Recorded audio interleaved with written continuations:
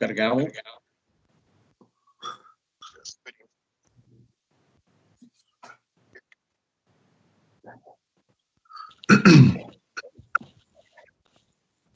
All right, good evening, and we'll call this regularly scheduled meeting of Bridgewater Town Council to order, virtually, I guess. Are there any additions or deletions to the agenda? Hearing none, we'll declare the agenda as approved. Are there any members of council that have any announcements? Anyone? Is Councillor Thorburn on? Am I on, David? You are on. Yes, Wayne, do you have anything? Yes, I do. And this is important, I think. Saturday, we had a lineup of fire trucks over the hospital to visit Todd, to pay a tribute for all the work he's done for the fire service province-wide, not just in the town of Bridgewater as a captain on Engine 3. He was very moved, very touched, as was the community. 29 trucks, including the EHS, and the police department was there as well. A great show enjoyed by all. Yeah, thanks, Wayne. And that was shared a lot on social media. And I know just even the outpouring of support for the community for Todd, I know that he would appreciate that. And we really appreciate Todd and wish him all the best. So thank you to our volunteer firefighters from all departments. So thank you. Are there any other announcements? Okay. We'll just move right on. There's no delegations in person. Obviously, we're not even in town hall right now. We're meeting virtually. But delegations until further notice have been suspended in town hall. We have the minutes of March 2nd, March 9th, and March 16th. Is someone prepared to move the adoption of those minutes? I'll make a motion to move those three scheduled, I guess, 2 special meetings and 1 regular council meeting minutes. Thank you. Seconded by?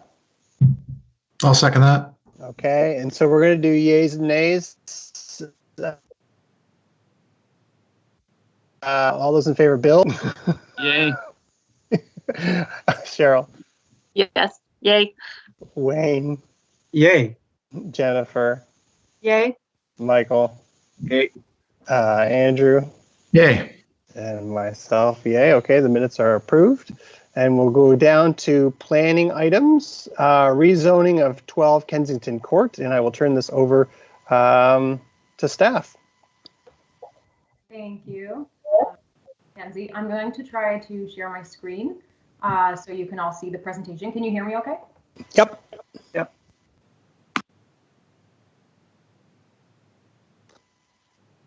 Okay. All right. Perfect. You will see that?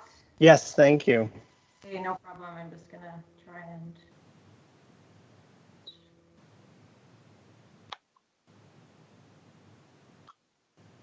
Okay.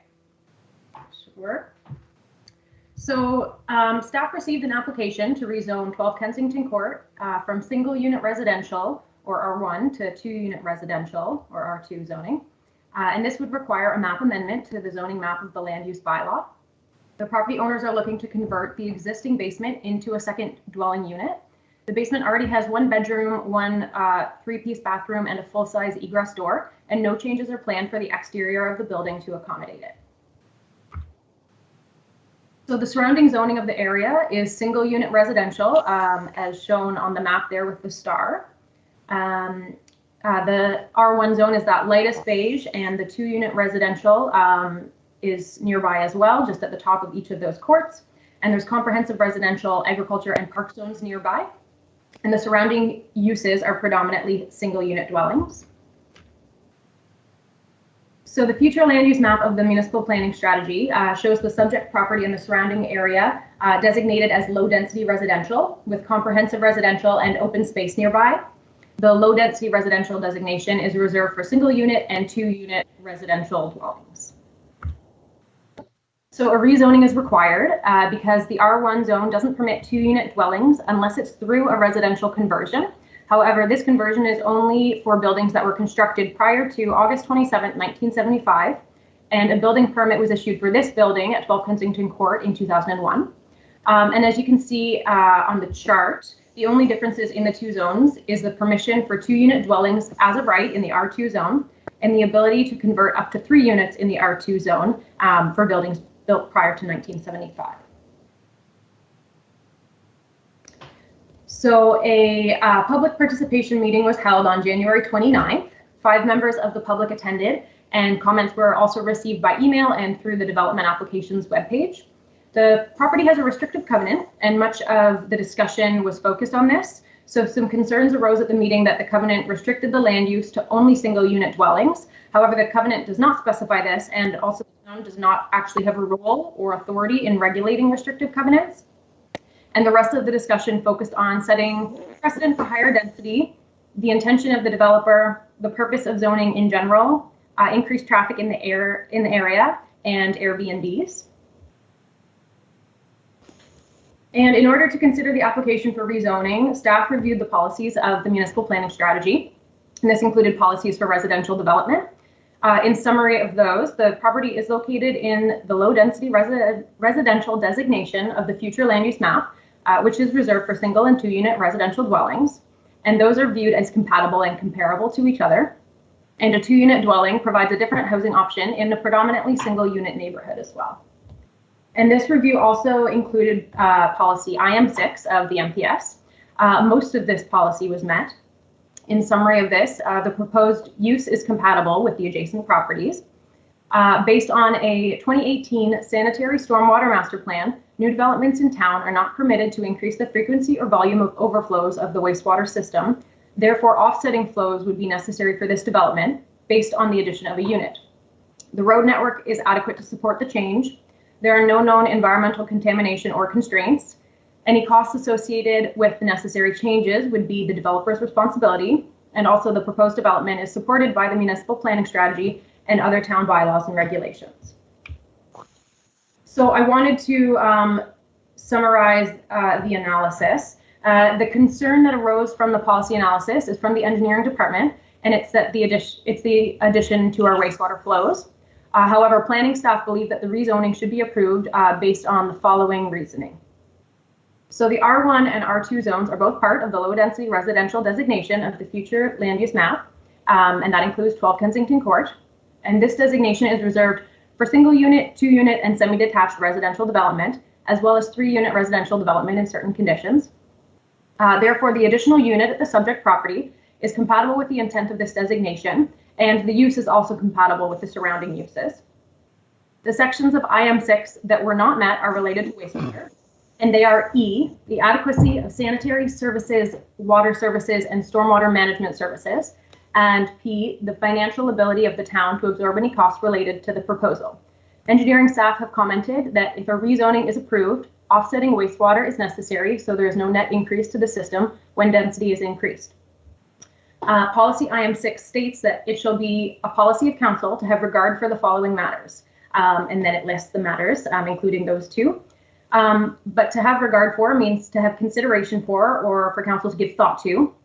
And stronger language is used in other policies throughout the MPS, including, for example, that one of stormwater management, which says, it shall be the policy of council to ensure that all post-development peak flows for all development permitted by site plan approval and development agreement are equal to or less than pre-development peak flows to the satisfaction of the engineer. But currently we do not have a similar strict policy in place for wastewater flows.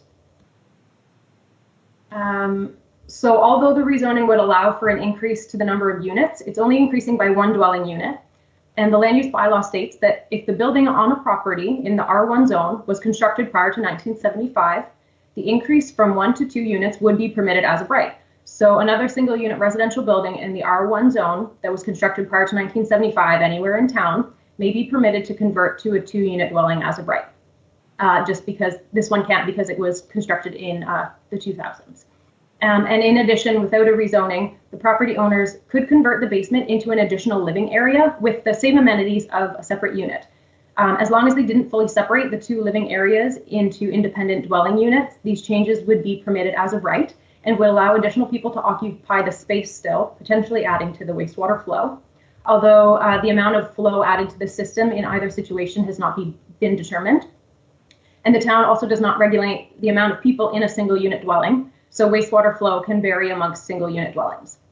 Also, if the property owners were to legally create an additional living area without separating it from the existing unit, there's a future risk that the property would change hands and new property owners may separate the units fully without knowing they're not permitted to do so. And this could this could create two separate units that would not be permitted in the R1 zone because the rezoning never happened and would likely not be up to building code. And planning staff do not want to encourage this. So the recommended option for council for this report is to give first consideration to the proposed map amendment and schedule a public hearing. And staff anticipates that the public hearing report, which is the next one, will include two options for approval. Approve the rezoning or approve the rezoning contingent upon the property owner satisfying staff concerns with regard to policy of IM6, specifically related to wastewater. And if in consideration of wastewater, council decides to regard the matter as requiring action, the property owners would then be required to provide wastewater offsetting either on site, if that is even an option for that property, or by contributing to a wastewater system improvement project offsite. And this may require an engineering study to understand the additional flows that would be added, as has been required for larger developments around town, as well as a financial contribution from the property owner for both the study and the offsetting solution. So based on policy IM6, E&P being considered, council could deny the rezoning at that time at the next meeting. However, because of the analysis provided, planning staff feel the rezoning should be approved at the time of the second reading. And this time, council should give first consideration of the amendment to move to the public hearing. So staff's recommendation is that council give first consideration to the proposed map amendment of the land use bylaw and schedule a public hearing for April 27th, 2020. Okay, and so just as we go forward, maybe Tammy, you can chime in for dealing with public hearings. Are we going to set up a method for the public to participate in a public hearing without having the public at the actual public hearing? Yes, we're looking at how we can, with the public hearing, you can take written submissions, Okay. but we'll also look at how we can maybe Skype them in or allow them to join in virtually as well. Okay. Questions from members of council? Bill McGinnis, I have one. Yep. I have a concern, and it's a legitimate concern, but I don't think there's anything we can do about it. I don't particularly like residential properties in a residential zone being turned into what I call duplexes or R2s, unless one of the units are owner occupied. And that's not the case. What I've seen in my neighborhood, that happened on at least 2 occasions, and we now have 2 properties that are, pretty severely depreciated because of that. They're not being looked after. When they're not owner occupied, absentee ownership causes a problem. I don't think we can do anything about that in this case. I could be wrong. Sure. So for this specific case, the intention is for one of the units to be owner occupied, and they intend to rent out the other unit to family. But yeah, you're right. We don't really have a say in what happens either way after that or now. So if the property were to change hands, or even if the property owner decided they didn't want to live there anymore, they could then rent it to someone else. He could sell it. He could sell it to someone, and the owner would not be there. Yeah. Correct. Yeah, I don't like that. Are there other questions? Yeah, Oh, Go ahead, Andrew. sorry, it's Andrew here. I have 2. Mackenzie, can you explain the 2 paragraphs regarding the property owners can convert the basement into an additional living area with amenities as a separate unit, and then that paragraph that follows that? I'm still not 100% clear I get that. Sure. 1 second. I don't have my report up, but so what can happen is right now, how we define 2 separate units is that, for example, say it was a basement and a first floor, like it would be for this one. 2 separate units means there's no stairs and there's no interior connection between the 2 of them. So right now, if they weren't to do the rezoning, they could still create what we would call a living area. So they currently have 1 bedroom, a bathroom and like a living space. So they could still have that and just keep it open in between the two units. And that's still considered a single unit residential dwelling. Okay. So that's kind of how we define the two of them. So they can do that as of right now. Sure. But as soon as they separate the two of them, then it's a 2 unit. And so that's what they're intending to do. And so what we wanted to say is that since they could do that right now, and if in a couple years down the road they decide to sell the property and the new property owner sees that there are these 2 units, but there's stairs, so why don't we just get rid of those stairs? They might do that without realizing that that's not allowed. And then there might also not be like proper fire separation in between the 2 units. So we just don't want to see that happen. That's why we'd rather the rezoning is supported. And just as a second question to the whole thing, the wastewater piece, and I'm not sure if we're all using the same language or not, but I would expect that there's an engineering study to understand the additional flows that the applicant would be required to pay the full cost of that. Is that the case? That's correct. Okay, thank you. Yeah, no problem. As a homeowner, I would be concerned about the changing dynamics of the community, of the street. You know, it's going to double up. If everybody was to do it, it would double up the cars. It would be, there'd just be a lot of people around. And if I was to buy a house, you don't buy a house and live in it for 5 years. You buy a house and live in it for almost a lifetime. So I think a lot of it, by having a lot of new people coming in, a lot busier, it just changes the neighborhood that you bought into. And I don't think that's right. So the issue here, though, is that is allowed. Correct me if I'm wrong, Mackenzie, but what's being proposed is allowed. The issue is really the wastewater that is part of it, right? Is it not? So it's not quite allowed. So the wastewater is the main. So the wastewater is the one issue that came up from engineering staff. Based on a study they received in 2018 that offsetting solutions would need to happen, so no additional flow was added. I've just brought up, I think you should be able to see it, just the zoning and land use slide. So currently, yeah, it's not permitted. That's why the rezoning needs to happen, because they want to do that extra unit. And in the R1 zone, so all of that in the lightest beige, the R1 zone only permits single unit dwellings. So just to kind of touch on Michael's point, that R2 zoning, which is that slightly darker beige, just along the top of all of the courts, those are actually already zoned R2 or 2 unit residential. So those can be converted to 2 unit residential dwellings as of right. They need a rezoning. And so both of these fall under the low density residential designation of the land use bylaw. So that whole area is kind of seen as the same in the future, and that would permit single unit and 2 unit. Okay, that's where I was confused, because so some of the same cul-de-sac, it's already as of right. Yes. Okay. Yeah.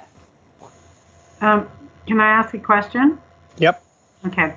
So Mackenzie, you're saying that policy IM-6 clause E is where our engineer has some concerns, and so it doesn't satisfy that criteria right now. And is council required to ensure the criteria is satisfied, or are you saying that in your opinion you feel it is satisfied? Yeah, so I wanted to provide as much information as possible for council to make a decision. They don't have to make that decision right now. That would be at the time of the public hearing if they chose to bring it to the public hearing. But that is, and that's what I was mentioning about where it says policy IM6 states that it shall be a policy of council to have regard for the following matters. So in my opinion, I think you are having regard for it, and as we discuss it, and it is up to council to determine if they think that since the rest of it has been met, what weight they put on that. So because it meets the rest of IM6 as well as other MPS policies, myself as planning staff believes that the rezoning should be supported. But I think that would be up to council with all of this information to decide if they think that is an issue or not. Right. So our engineer is essentially saying that he feels that the system cannot accommodate that without some offsetting measure. Right. And so that is one of the options, that if council has concern about that, you can require that when council does first reading, the amendments should not change much between first and second unless the public hearing brings something out. And if the amendments change, you have to do first reading over again, if they change substantially, and then do another public hearing. So you should, if you're going to do first reading tonight, if you want to include that as a condition, then that should be included. Right. If council's not concerned with it, then you just do first reading of the amendments with no conditions attached to them, because we wouldn't want a significant change between first and second reading. That's a good point. So it's hard. Yeah, it's hard to say now. My thought was that, and I mentioned this in one of the later slides, that the recommendation at the public hearing would still be to just rezone it, approve the rezoning without that contingency for the offsetting measures to be implemented. So I guess it's still in line with what I envision the recommendation being then too. But again, yeah, like you said, that would be up to council. Additional questions? Can I ask one more? It's Andrew here again. Yep. Mackenzie, does the applicant have any concept or estimates of what a wastewater study would cost and the offsetting costs might be?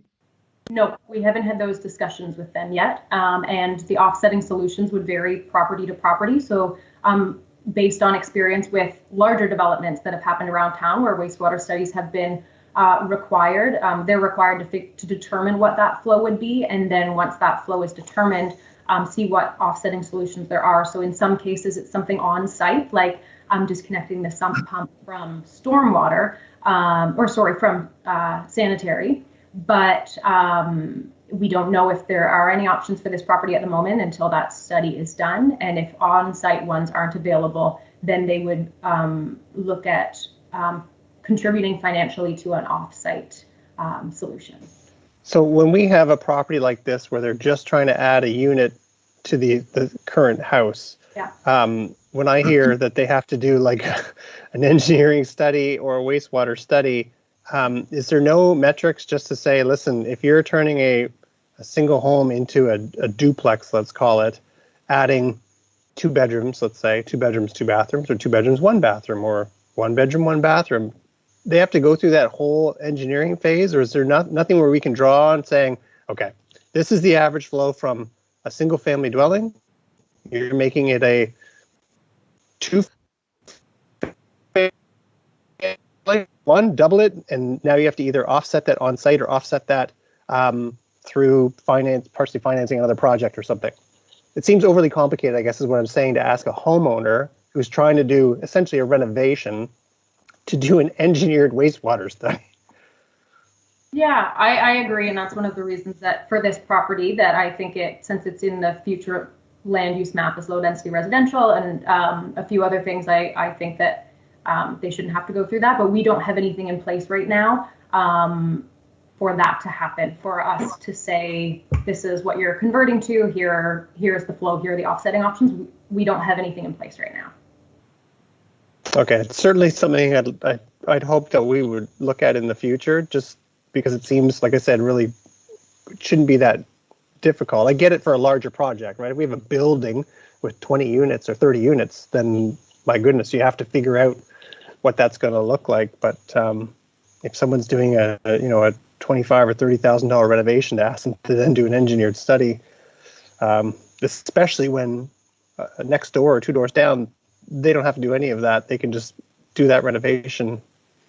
I was hoping that we could, if something like this is deemed appropriate to go ahead, that it wouldn't be overly complicated. Other questions? Ben? Yeah.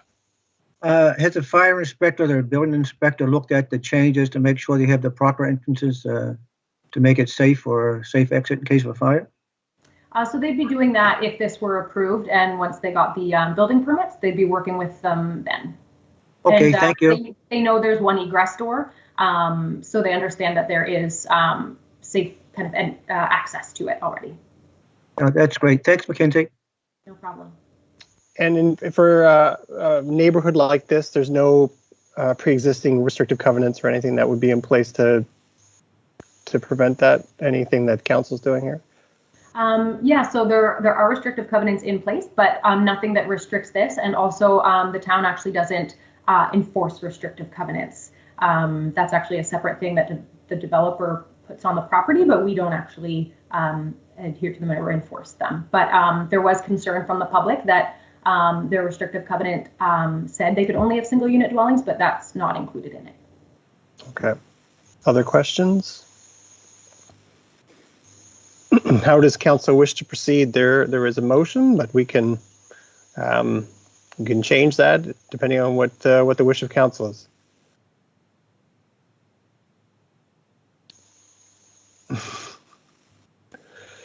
I think I'm getting the sense that there's some uncertainty, and perhaps we have more. Is there more information that council requires? I know there were concerns, not just about the wastewater piece of it, but actually the changes in the, let me say, the landscape of the cul-de-sac, if you will, by allowing this. Is there more questions people have that they need information for? No, David, Bill McGinnis here. My concern is similar to yours. We're going to make these people do an engineering study on wastewater for adding that property. That just makes no sense. Yeah, so I guess that goes back again, Mackenzie, correct me if I'm wrong. Your position as community development is that that's not needed because of the type of dwelling, like they could just do a renovation and put a toilet down there. Yeah. So you disagree with engineering's position on that? I guess their position is warranted based on the study that they received a few years ago based on the town's wastewater capacity. But I think in this rezoning situation, yeah, because of what you listed and what I talked about in the presentation, it is not necessary for this.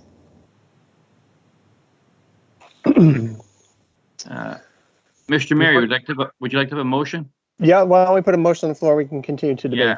I move the town council for the town of Bridgewater give first consideration to the proposed map amendments of the land use bylaws contained in document 20-010A, bracket to rezone 12 Kensington Court from single unit residential R1 to 2-unit residential R2, and second reading and public hearing to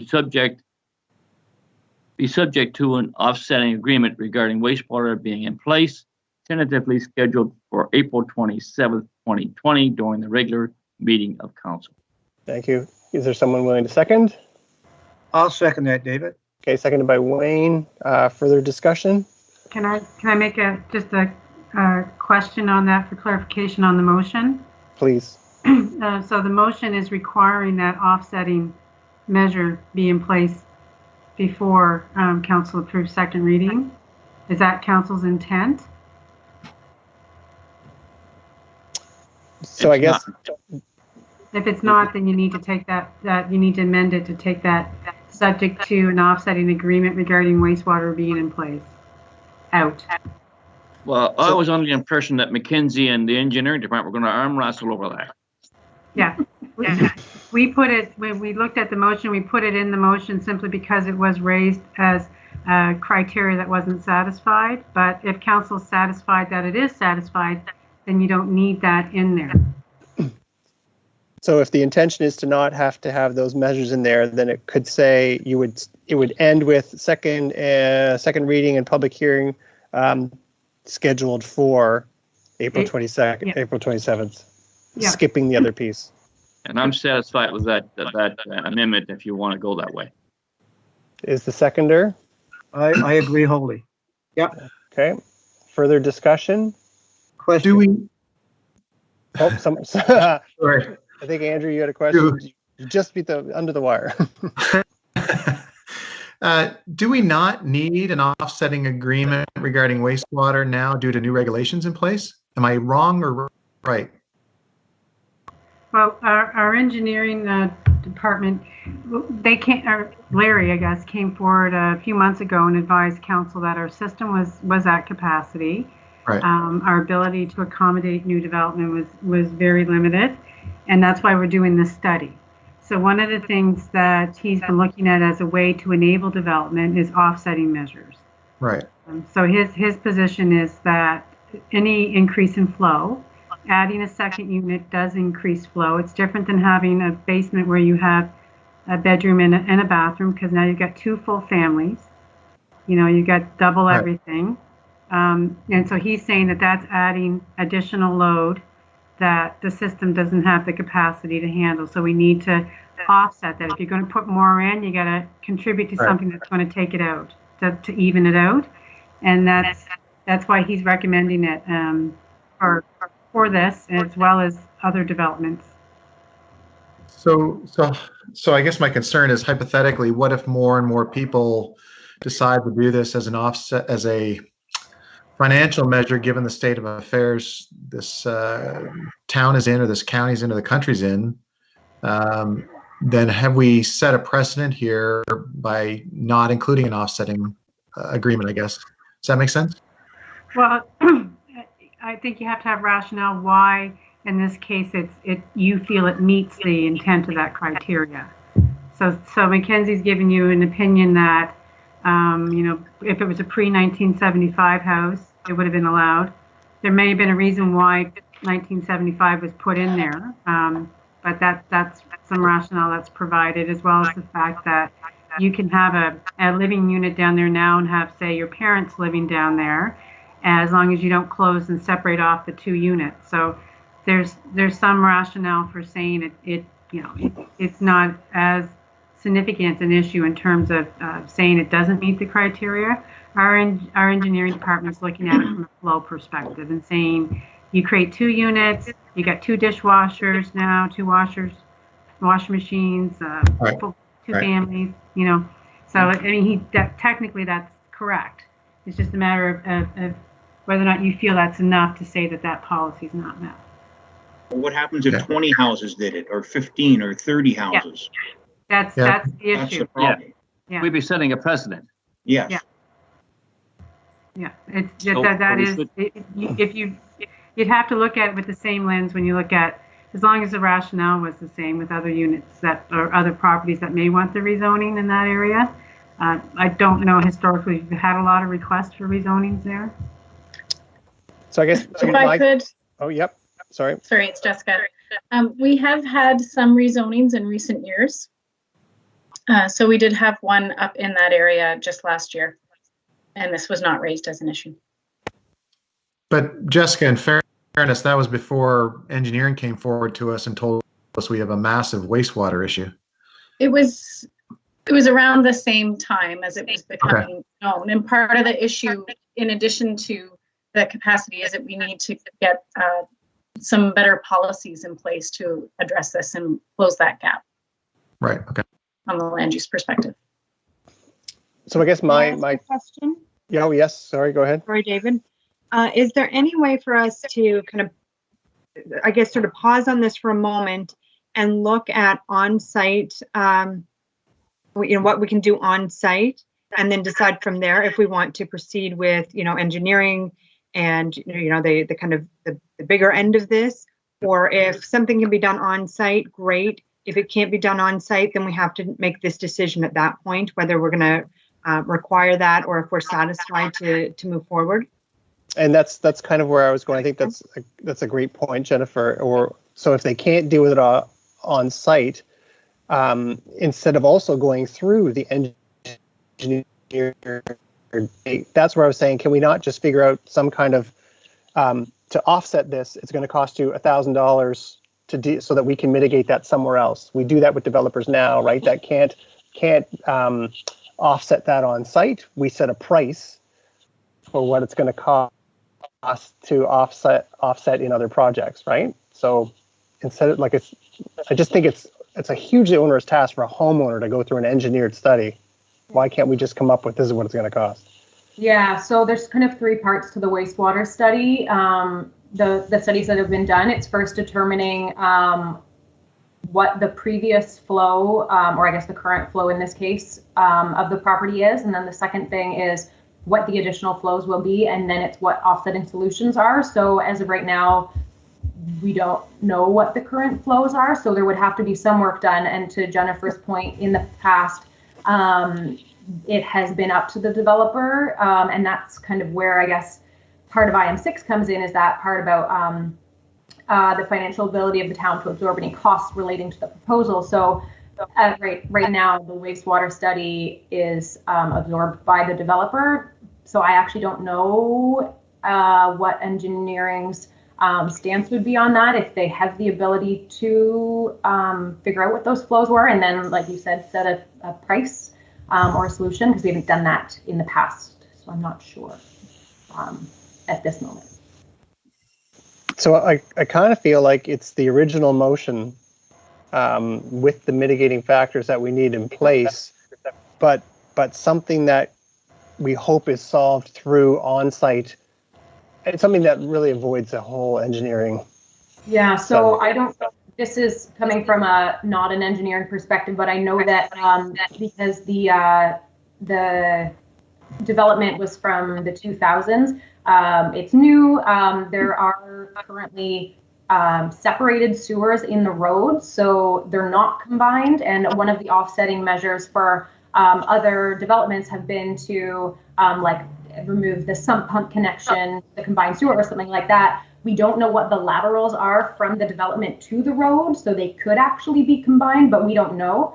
So that's where the study would come in. But we know that in the road they are separated. So they've already kind of offset ahead of some of these other neighborhoods. It's not an easy one. It's not. No.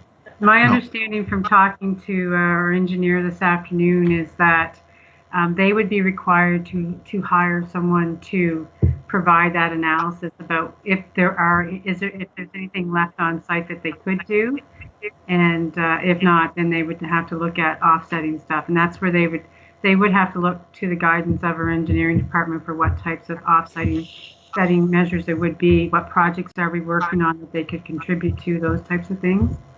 So they could potentially, I'm just trying to think of all the scenarios. They could potentially be spending money on an engineering firm to do a study that tells them there's nothing they can do. And then they have to go to on site, and then they have to go to our engineers, and we figure out how to offset. No, they'll work with our engineers. Like, we know what projects we're working on. So they could look at that. I think we did that. We looked at Hurdle Drive and we looked there. And there was a solution that was found with work that we were doing down on, I think it was Davison Drive. So there are opportunities like that, but they would have to engage a professional to do that analysis. And this would have to be done on a case-by-case basis. If 15 houses wanted to do it, 20 houses. Yeah. Wow. I think ideally what staff have been talking about is coming up with what type of formula we might be able to incorporate into our documents that would kind of outline that, say, a development charge or whatever it may be, that would address that. So it's a little bit more upfront to a developer. And so that's some of the policy that Jessica's talking about we need to work on, that can bring clarity to that issue when someone's looking at development. What are the offsetting options for them without having to hire a professional engineer to do that analysis. We've done the formula up front, but that would take some time, and that's all part of that study that's being done right now, where we're looking at our entire system, what work needs to be done, and how to phase that in. Those will give us some better numbers to work with. David? Yep. We must have a duplex or 2 units somewhere that, one just converted a year or so ago, to figure out what the water consumption is and just compare it to what that single unit is now and look at the difference. It seems like a lot of work for something that seems to be pretty simple to me. Is that an option, further to Wayne's point? Is that an option they can take? I don't think those calculations are overly complicated in terms of what flow comes from a 1 unit versus a 2 unit. The dwelling, that's not the difficult part of it. Is once you know the additional flow that's going into the system, it's right. How do you find that to take out somewhere else? So that's where, what's the storm drainage calculations on the site, or is it investment in some infrastructure upgrades we're doing that can offset that. That's where I think the analysis is a little bit more complicated than figuring out what a 5-person household contributes in terms of flow. So it Just a sounds. question on. Sorry, go ahead, Cheryl. Just a question. Yeah. Just have we considered how much more time with doing an independent study it will delay the process? I know if it's important, it needs to be done, but is this factored into like the public hearing date?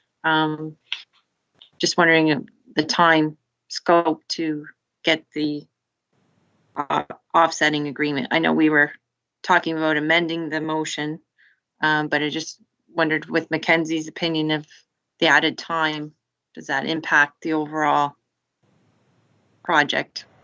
So I think it would be that if you were to go with that first motion, it's not that this would all have to be done before the public hearing, but it's just that the council would approve the rezoning contingent upon the wastewater issues being met. So they wouldn't have to be met first, but it would be a commitment. It would kind of force the homeowners to do this study or to figure out what those offsetting measures are and commit to doing them and do them before they could add that other unit. Okay, thank you.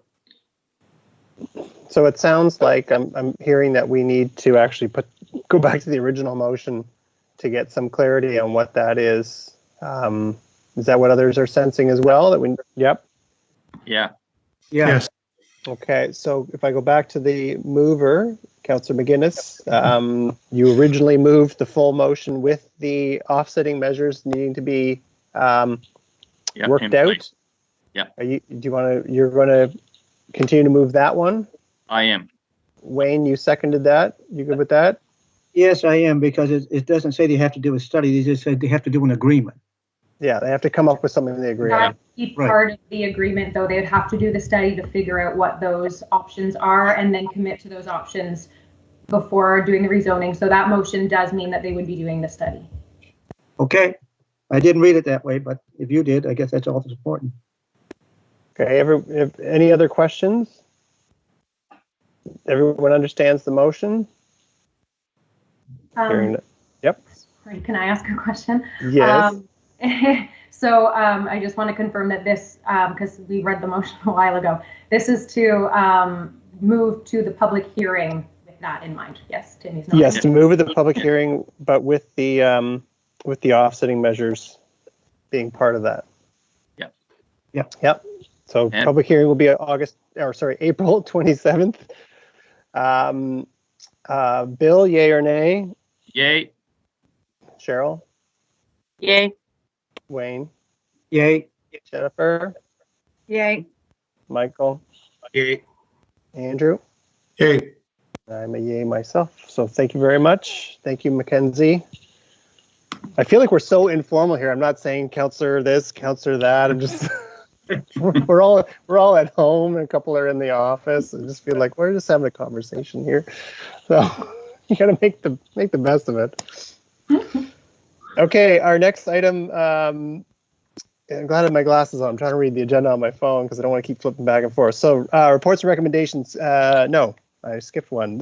Correspondence for action, United Way, Lunenburg County, Bridgewater Public Transit, free transit pass program extension.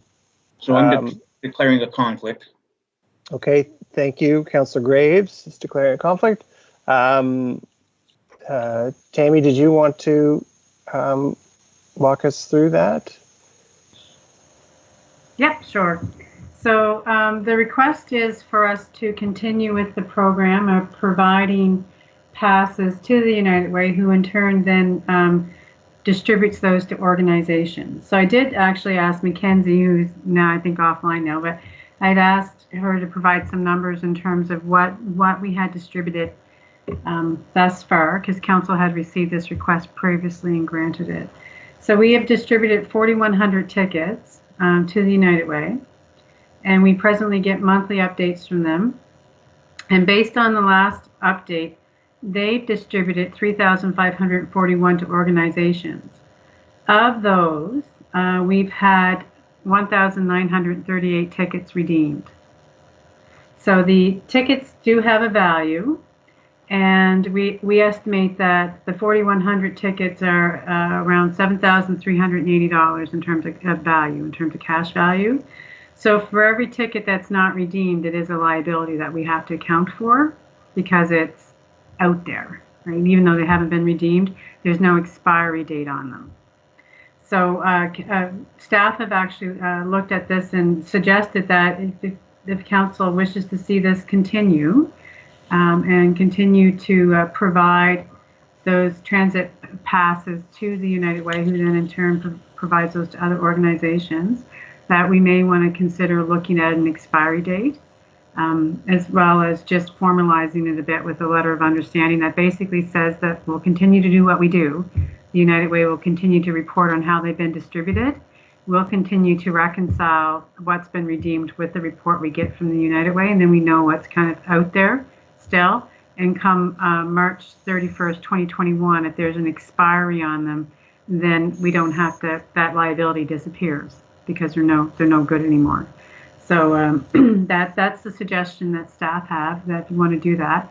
The motion also includes that you put a number on that, just to kind of also limit that liability a bit. But of course, it's up to council to pick the number. We put 2,000 there, but we weren't sure what you may wish to have as the number.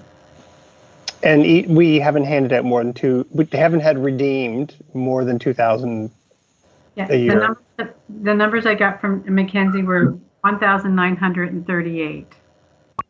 Okay. So those have been redeemed, and that has a value of $3,488. So that's the cash value of that. Okay. Tammy, do I understand correctly that about 4,000 were issued last year, 2,000, somewhere around 2,000 redeemed? So there's 2,000 that are still floating around without an expiry date. So Yeah. within this fiscal year, we could see 4,000 of them redeemed. Yeah. I mean, it's not practical, but possibly. That's right, and that's why we're recommending that you do put that expiry date on there, so that we don't have it hanging out there forever. But we have, based on the numbers that Mackenzie gave me, 410 sheets of tickets were given to the United Way, so that's 4,100 passes. And they've distributed 3,541. So of that, I shouldn't say only, we've had 1,938 redeemed. So there could be more out there that get redeemed over time. Not too sure. Question as well. Oh, Yes. sorry, Andrew here. So could we issue 2,000 new tickets that are effectively, they've got the expiry date on them, but they also have this current calendar year on them, so that the old tickets cannot be redeemed? Does that make sense? We could. I think we could do that. I mean, I don't know. Mackenzie's on the line right now, right? I'm still here. Yep. She was. Yeah. Sure. Okay. I'm pretty sure we can do that. I don't know how many organizations have handed them out to individuals who may be surprised when they try to redeem them. Okay. But yeah, that might be the only issue you have to deal with there. But we could come up with a different look to the ticket that allows us to attach it to the year and say that these are the only tickets good from April 1 to March 31st. Bill McGinnis here. So in essence, if we issue another 2,000 that will expire March 31st, 21, there'll be 4,000 out there, about, which is what we had out there last year. Yeah, and if you weren't concerned about that and just let those ones be redeemed over time, then yeah you're right. There's 4,000. Or as Councillor Tanner suggested, we could make the ticket different in such a way that those are the only valid tickets for that April 1 to March 31st as well. So you kind of have in fact expired those tickets that are floating out there that haven't been redeemed yet. But people don't know that. That's correct, and that would be the concern with doing it. Yeah. I guess Go ahead. Question? Yes. Who's that? Someone wanted to ask a question. Yep, that's Cheryl. Yeah. Cheryl. I like the idea of tracking the new tickets just to differentiate, so we do know maybe how many of the old tickets are still out there that come in. If they're not, if they didn't specify expiry, I don't feel that we can expire them now, but I do like the idea of tracking the new ones, whether they're color coded or marked for this calendar year. So we're tracking those as well. It would be easy. Well, It would be easy Michael, to- you had declared a Yeah. conflict, Michael. So I Yeah. didn't tell you about it. But you have to. David, Yes, Wayne. I'm in favor of issuing 2,000 new tickets, but leaving the other two out there. Chances are the ones that's not being used are with parties that will use them, but when I look farther into the problem, only about 55% return rate on those tickets. So if we left them out there and added the two new ones, that would give us 4 and just leave everything alone, and it would self-look after itself. Well, and further to that, to your point, we had issued 4,000 and didn't seem to have a problem with 4,000 being out there originally. So we're still going to be sitting with 4,000 out there. And eventually it will whittle itself down to 2. Yeah.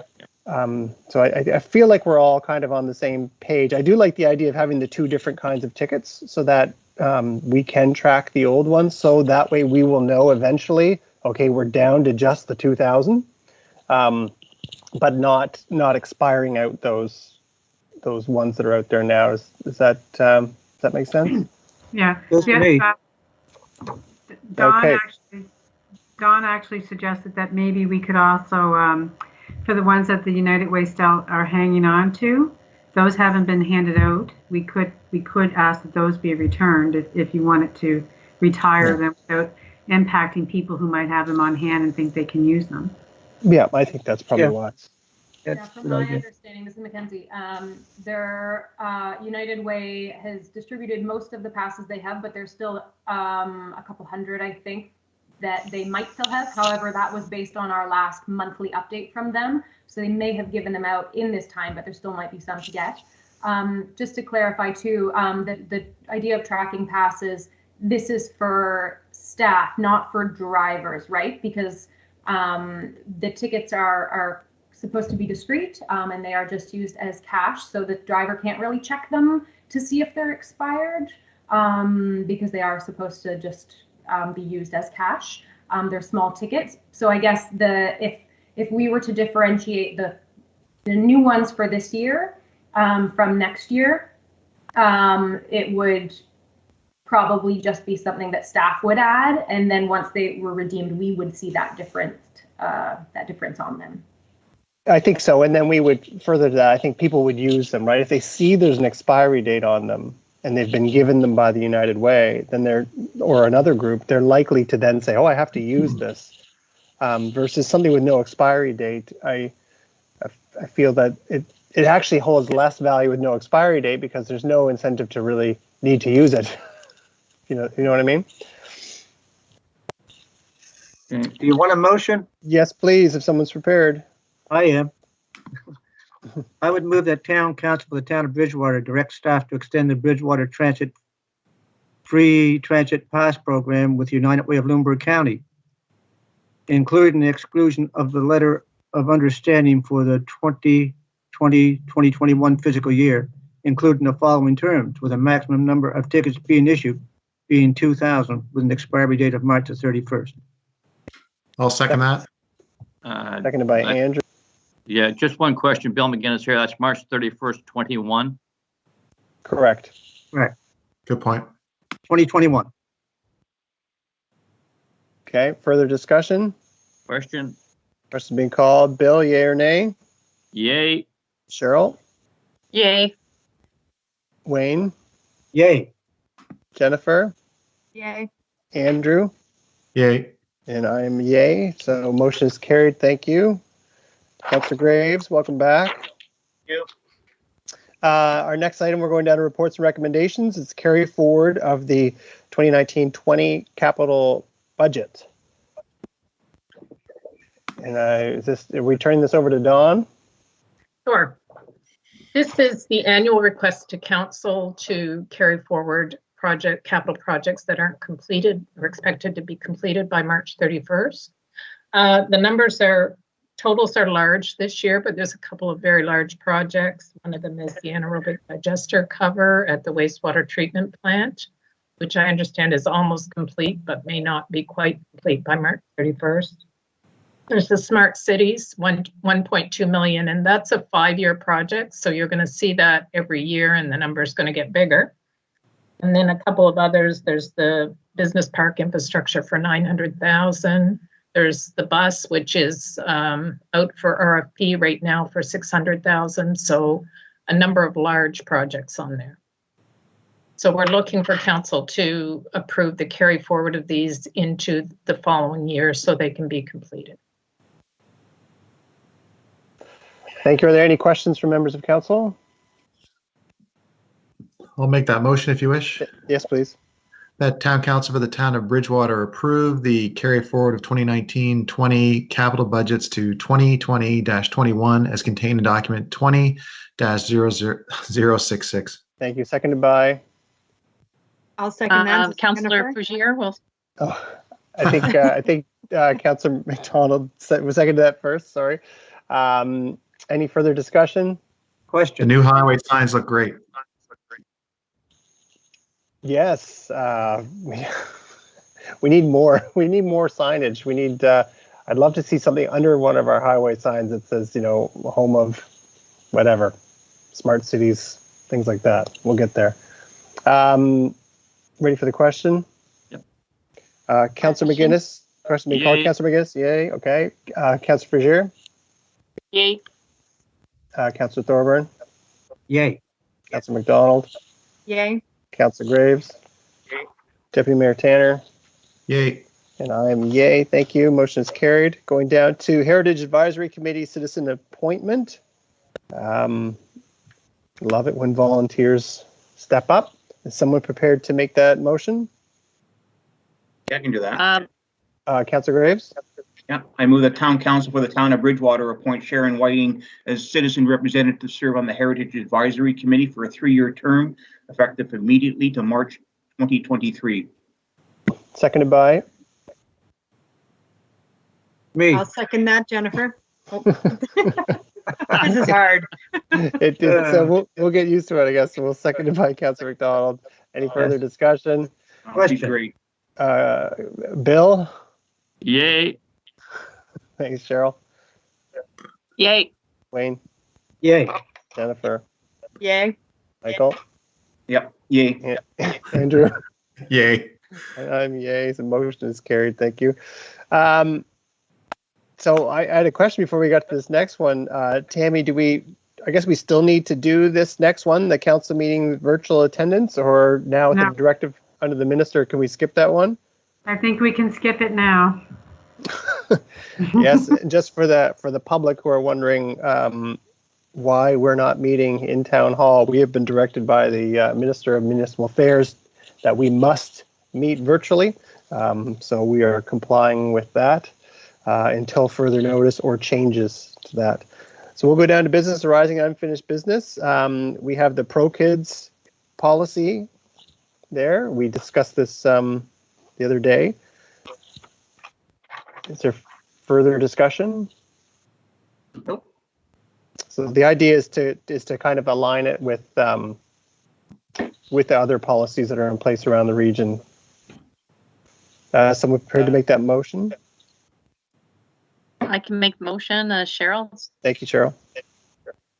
Yes, that town council for the town of Bridgewater approve Pro Kids policy as presented in document 20051 as policy 97 for the town, effective immediately. Thank you. Seconded by? That, Andrew. Okay, seconded by Andrew. Any further discussion? Question. Question being called. Bill? Yay. Cheryl? Yay. Michael? Sorry, I didn't hear you. Michael, yes? Yay. Sorry. Sorry. I skipped Jennifer. Sorry. And Wayne. And Wayne, yeah. I'm looking at my screen. So my screen has Cheryl and Michael and Andrew and Tammy. So, okay, sorry. Wayne. Yay. Jennifer. Yay. Already heard from Michael. Andrew. Yay. And I'm yay. So the motion is carried. Sorry. I gotta stop looking up at the screen. It's changing constantly. It's neat, but it's like I think it was Sanders. So it's like the Brady Bunch, except my children are changing constantly. Next item is amendments to policy 89 fees, various fees, in document 20-059. Do we need a little background on that, or we already kind of went through this? Does anyone have any questions? Would you like a No, motion? I'm good with the exception of maybe the viewing public might want to know what we're doing. Yeah.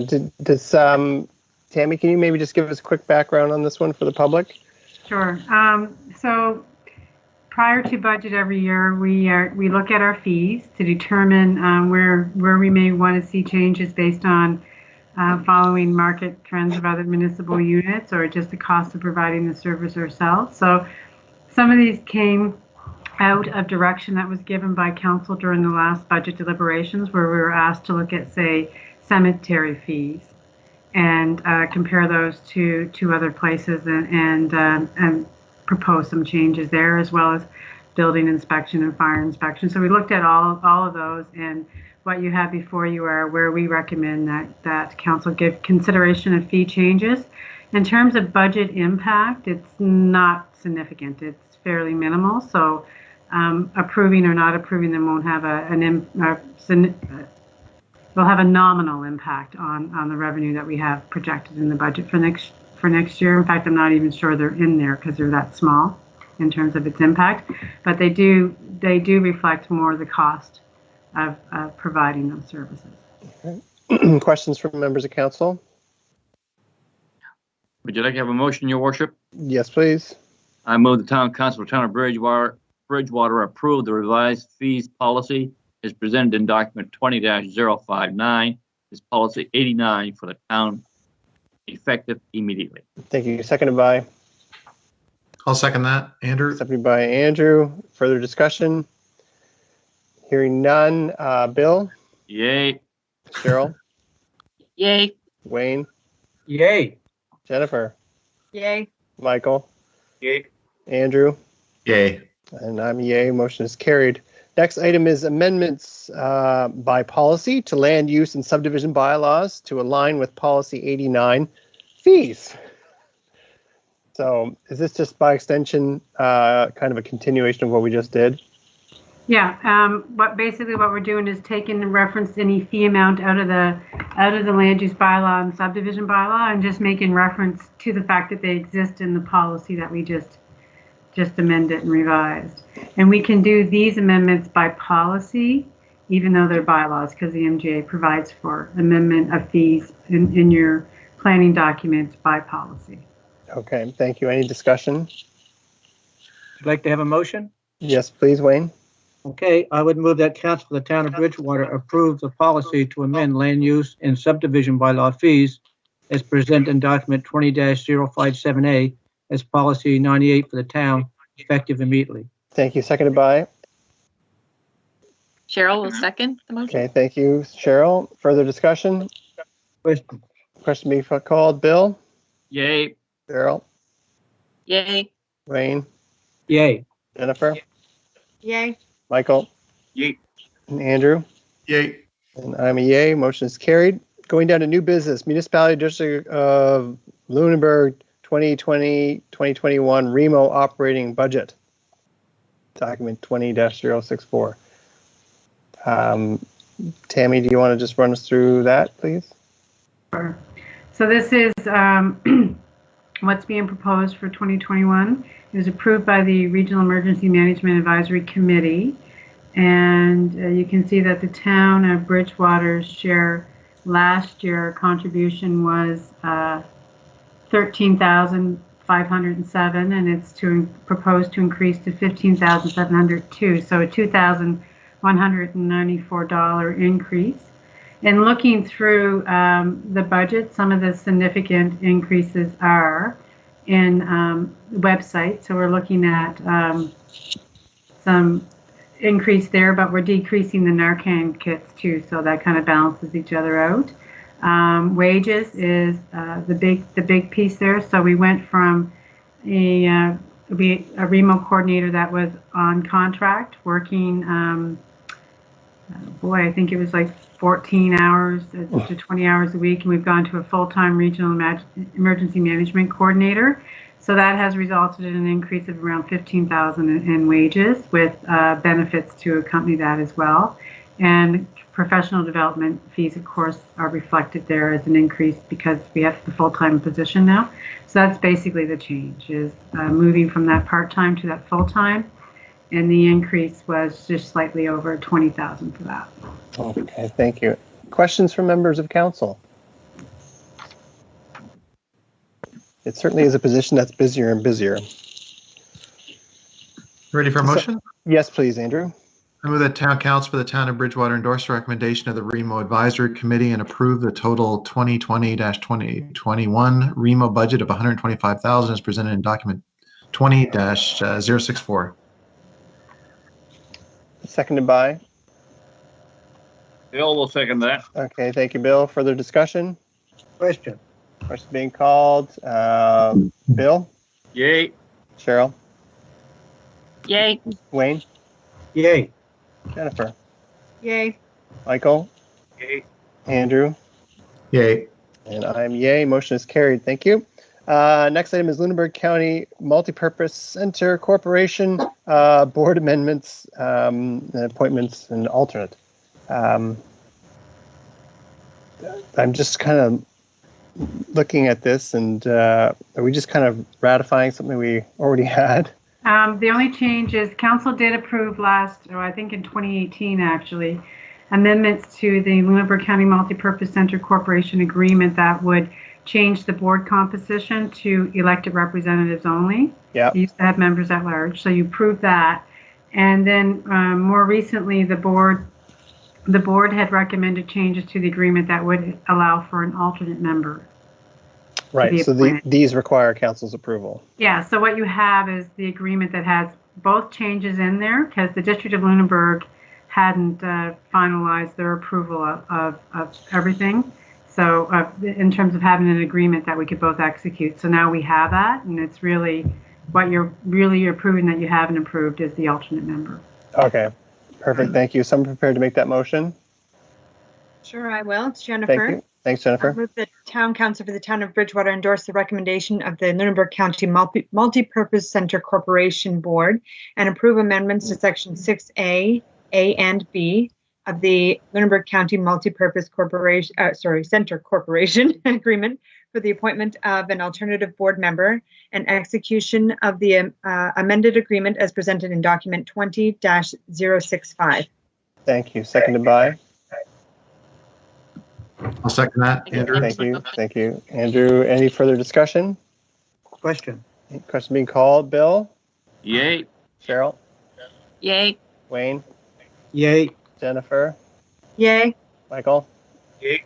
Andrew? Yay. And I'm yay myself. Motion is carried. Thank you.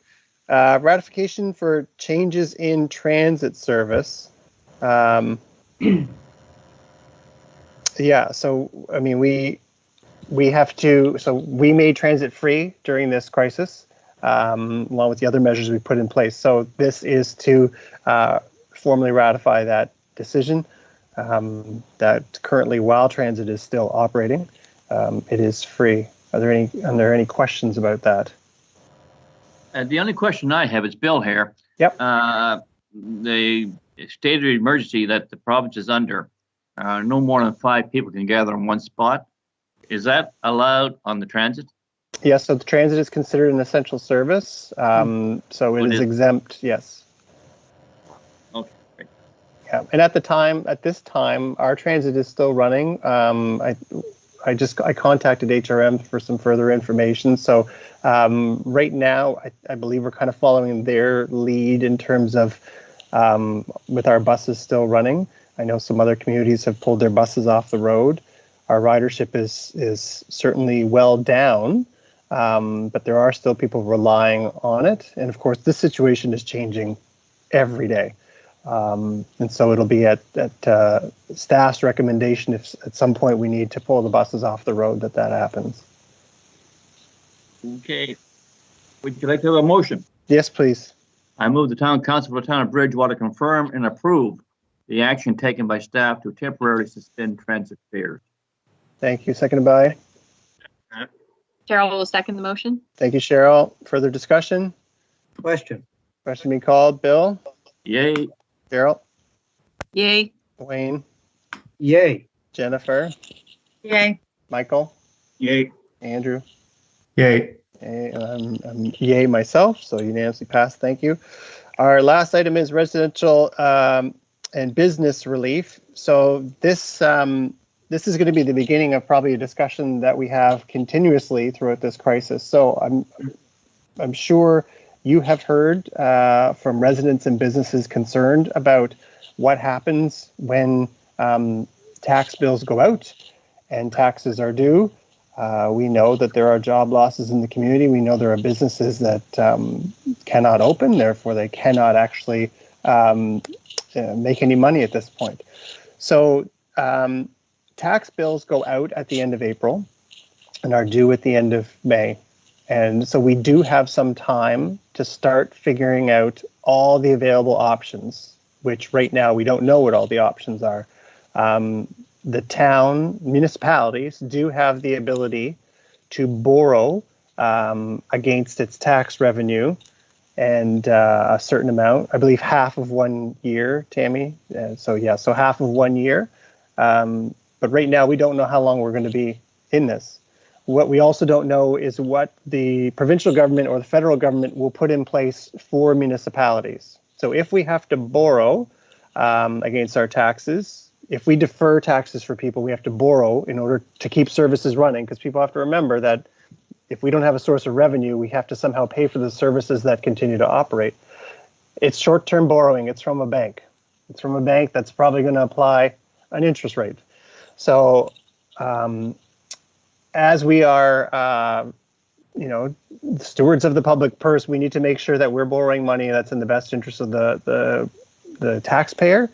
And so we need to find out from the province, is municipal finance going to put something in place? Is the province going to offer some relief? So we need to have all these questions answered. And we're just at the beginning of getting these questions even on the table, because we've had to deal with the immediate concerns like transit, getting people up and running, working remotely, ensuring that our services are still able to run while we've had a reduced complement. So before we have a discussion as a council, I just wanted to, for the public that are watching, I want them to be reassured that this is something that is on our minds constantly, the well-being of our residents and our businesses, and that while we might not have the answers today, the answers will come.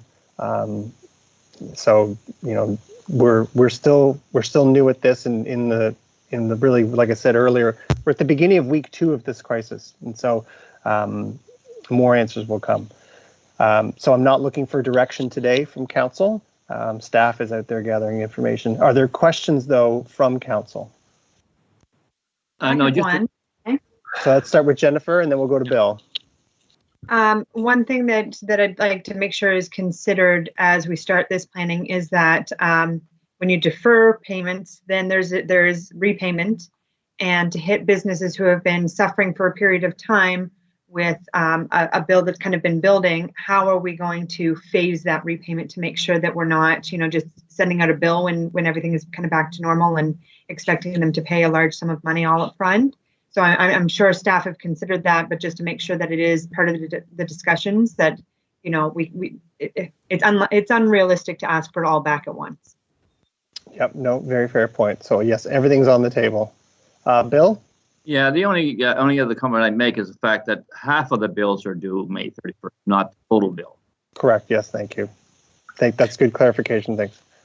I have a quick question, I guess, and just wondering if staff could, when they're asking these questions of the provincial government and federal, I guess, for that matter, if we were to borrow from the Municipal Finance Corp, could we get a rate of 0%?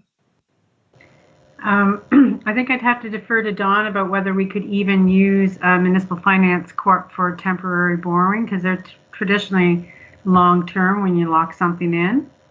Okay. Yeah, Dawn? They do have a short-term borrowing program. it's usually for, to interim finance capital projects if you don't have the cash flow to do that. But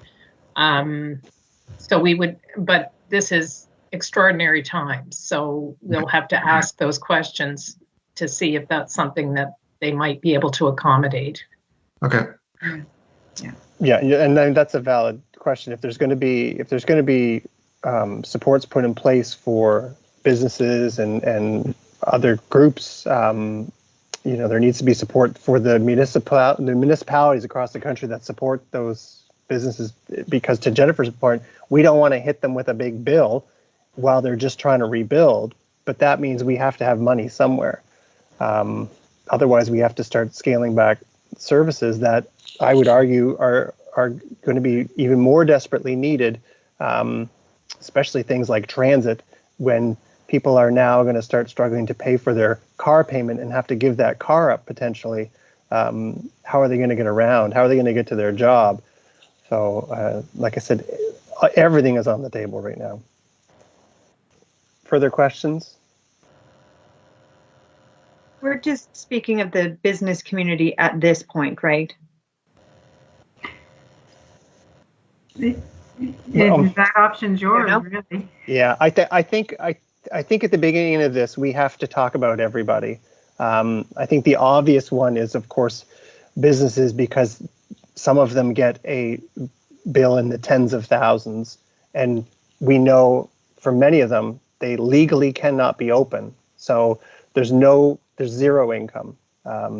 It becomes complicated when there are still some that are open and operating and absolutely can continue to pay their taxes. Then the next question becomes, when you have residents, thousands potentially during this as it progresses, out of work, how do their taxes get dealt with so that they can not have to worry about paying for food and things like that? So at this point, Jennifer, I think it has to be everybody that we're talking about. But we don't even know, we talked about this today, we don't even know what happens in terms of banks. So if your mortgage is paid for your bank and your taxes are built into that, and mortgages start to get deferred for 6 months, does that mean that the bank is not paying your tax, or are they going to continue to pay that and then just put it on to the deferred mortgage? These are questions, we have so many questions that haven't been even asked yet. I would encourage council, as they think of these questions, send them probably to Dawn and to Tammy, or just to Tammy. I'm looking at Dawn, she's on my screen, probably thinking, why don't we just send them to Tammy? And why don't we keep just a list, just an ongoing list? Forward button. Yeah, there you go. Let's keep a list of these questions. So as things come into your head, what about this? What about that? I know a few of us has heard from a particular business that their taxes, they pay their taxes monthly. So talking about when they get their interim tax bill at the end of due at the end of May, that doesn't actually apply to them because they have to pay it monthly. So what do we do for them? So it's a constantly evolving situation. Let's just keep a tally of all the questions. At some point, the minister is going to ask us, what do you need us to do? So we want to be ready. Further discussion? Well, I think, David, that the main thing is fairness, to make sure we treat business and residents the same. So it's a fair document that's fair to everybody that needs our help. And that's really going to be the hard part, Wayne, because like I said, you've got some businesses that are up and running.